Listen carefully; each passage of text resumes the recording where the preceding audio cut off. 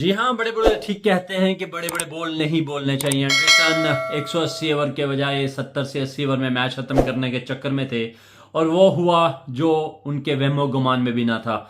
जी हाँ, 70 ओवर्स में मैच तो खत्म हुआ, लेकिन वो मैच ऐसा खत्म हुआ कि बुमराह और रविचंद्र अश्विन ने एंडरसन को याद करवा दिया कि आप इंडिया में मौजूद हैं। इंडिया एक बार फिर अपनी सीरीज में कमबैक करते हुए अगेन एक बेहतरीन बॉलिंग यूनिट के साथ में, जैसे मैंने कल कहा था कि रविचंद्रन अश्विन और अक्षर Patel will be the man की, उन्होंने बहुत ही अच्छी बॉलिंग की। और वहां पर सबसे मेन चीज जो ही इस मैच में मेरे ख्याल में नाइंसाफी हुई है यशस्वी जायसवाल के साथ में। जायसवाल जिन्होंने पहली इनिंग्स में डबल 100 किया था, उनको और गिल की जगह जसप्रीत बुमराह को 9 विकेट लेने के ऊपर मैन ऑफ द मैच दिया गया। बहुत सारे हलकों में बहुत सारी ये बातें हो रही हैं कि जायसवाल जिनका ये पहला 200 था और वो उस वक्त उन्होंने किया जब पूरी की पूरी इंडियन टीम संघर्ष कर रही थी। एक बहुत ही जबरदस्त जगह के ऊपर उनकी एक बहुत अच्छी बारी। अप्रिसिएशन के तौर के ऊपर आपने अगर बुमराह ने अच्छी बॉलिंग की है तो दोनों कंपैरेटिवली दोनों यूनिट्स की बॉलिंग एक जैसी थी। अगर आप पहली इनिंग्स में आपने इंग्लैंड को 255 पे आउट किया है तो उन्होंने भी आपको सेकंड इनिंग्स में 250 प्लस में आउट कर लिया है। लेकिन सबसे मेन चीज थी वहां पर जायसवाल की बैटिंग जो उन्होंने पहली इनिंग्स में की, but that was amazing. Confidence उन लेवल उनका बहुत ऊपर जाएगा।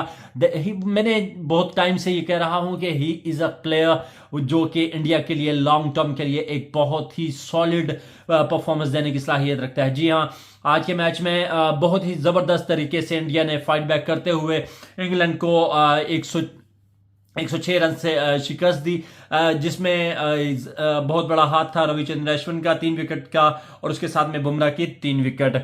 जैक क्रोली 73 रन बनाकर रमाया रहे, उनके साथ में बेन डॉक्ट 28, रेहान अहमद 23, ओली पॉप्स जिनसे बड़ी उम्मीद की जा रही थी वो भी 23 रन बनाकर आउट हुए। जॉनी ब्रस्टो कुछ नहीं कर पाए, दोनों मैचेस में उनकी कोई दोनों इनिंग्स में उनकी कोई अच्छी बड़ी बॉलिंग नहीं खेली गई। 26 रन उन्होंने बनाए। Ben Stokes man of the crisis जो है वो मेन विकेट है, एक जबरदस्त किस्म की जो थ्रो थी श्रेयस अय्यर की, उसके वजह से इंग्लैंड तकरीबन मैच से आउट हुआ। वो एक की विकेट थी जब श्रेयस अय्यर एक जबरदस्त तरीके से डायरेक्ट हिट करने के बाद में उन्होंने बेन स्टोक को मैदान से चलता किया। उस वक्त पूरा ये यकीन हो चुका था कि अब इंडिया इजीली ये मैच जीत जाएगा। उसके साथ में आने के बाद टॉम हर्टली और उनके साथ में बेन फोक्स ने टॉम हर्टली और बेन फोक्स ने एक जबरदस्त इनिंग्स खेली। Like they try to build a partnership but it was not enough for England और इंग्लैंड ये मैच 106 रन से हरा। एक दिन पहले ही एक क्वेश्चन के जवाब में James Anderson, he is a legend, हम उनको ये नहीं कह सकते कि उन्होंने गलत कहा था, बट उन्होंने बेसबॉल की डेफिनेशन में बताया था कि हम कल ये गेम खेलते हुए 70 से 80 ओवर्स के दरमियान ये मैच को क्लोज कर देंगे। लेकिन वो मैच तो क्लोज हुआ लेकिन इंग्लैंड ये मैच हार चुका है। जी हाँ, अब ये सीरीज 1-1 से बराबर हो चुकी है।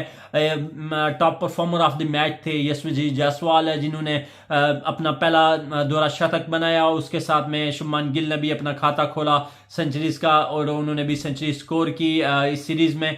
और उनके साथ में टॉप परफॉर्मर थे जसप्रीत बुमराह, जिन्होंने पहली इनिंग्स में 6 विकेट हासिल किए और दूसरी इनिंग्स में उन्होंने 3 विकेट हासिल किए और 9 विकेट हासिल करने की वजह से उनको मैन ऑफ द मैच कहा गया। लेकिन ये एक जबरदस्त किस्म की फाइट थी। इंडिया ने ये सीरीज 1-1 से लेवल कर ली है। अब अगले टेस्ट में India more strong batting lineup के साथ में आएगा। विराट कोहली वापस आएंगे तो उनके साथ में जसप्रीत बुमराह अपने बॉलिंग डिपार्टमेंट को लीड कर रहे हैं। मुकेश कुमार को भी इंक्लूड किया गया लेकिन उनकी तरफ से कुछ परफॉर्मेंस इतनी अच्छी नहीं आई।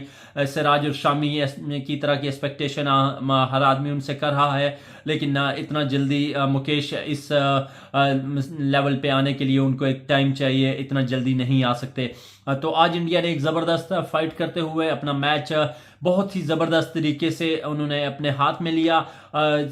स्टार्टिंग से एक अच्छी पार्टनरशिप बिल्ड हुई थी जैक क्रॉली और रेहान अहमद के बीच में, लेकिन उसके बाद जब विकेट गिरने का सिलसिला शुरू हुआ तो कोई भी प्लेयर अपनी क्रीज के ऊपर ना रुक सका और इंडिया ने ये मैच 106 रन से जीत लिया। अब आप ये बताएं कि यशस्वी जायसवाल डिजर्व करते थे या जसप्रीत बुमराह? इसके बारे में हमारे कमेंट सेक्शन में हमें जवाब दीजिए।